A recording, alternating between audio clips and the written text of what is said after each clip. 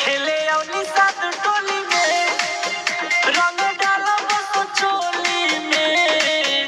होली खेले अवनी साथ टोली में धलनी साजी के हाथ गोरिया असो रंग तोहार ढोढ़िया।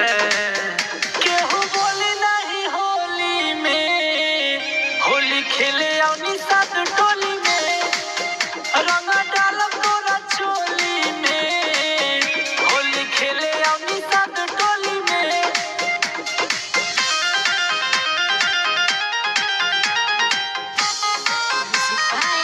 राज बाबू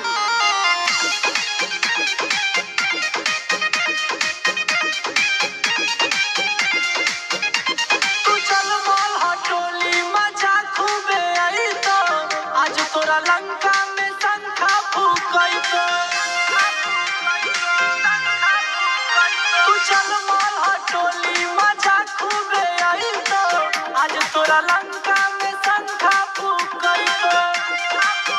कहाँ भागे हटे फगुआ में इने आउ तनी अगुआ में रंग डालब तोरा चोली में। होली खेले अवनी साथ टोली में रंग डालब तोरा चोली में। होली खेले अवनी साथ टोली में।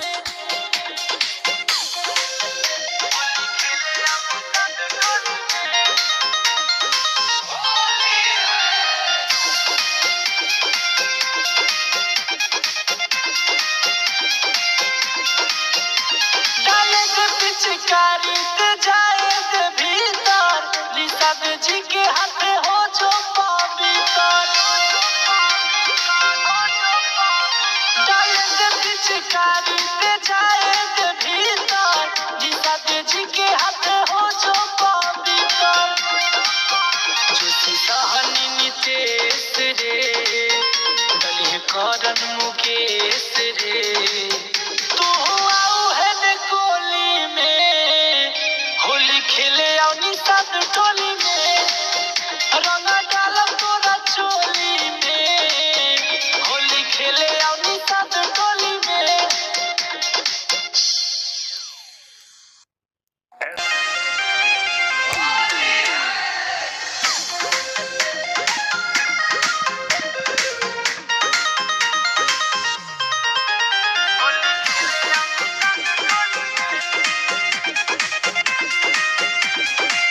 रंग डालब सो चोली में होली खेले अवनी साथ टोली में रंग डालब सो चोली में।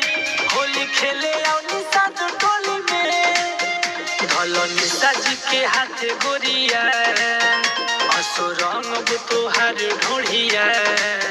केहू बोली नहीं होली में होली खेले अवनी साथ टोली में रंग डालब तोरा चोली में। होली खेले अवनी साथ टोली में।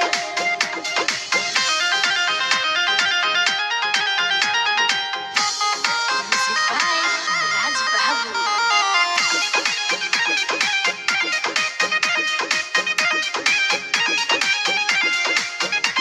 तू चल मोल हटोली मजा खूबे आई तो आज तोरा लंका में शंखा फूकई तो।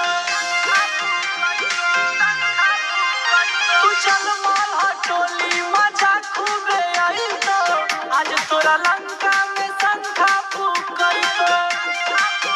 कहाँ भागे हटे फगुआ में इने आउ तनी अगुआ में रंग डालब तोरा चोली में। होली खेले अवनी साथ टोली में रंग डालब तोरा चोली में। होली खेले अवनी साथ टोली में।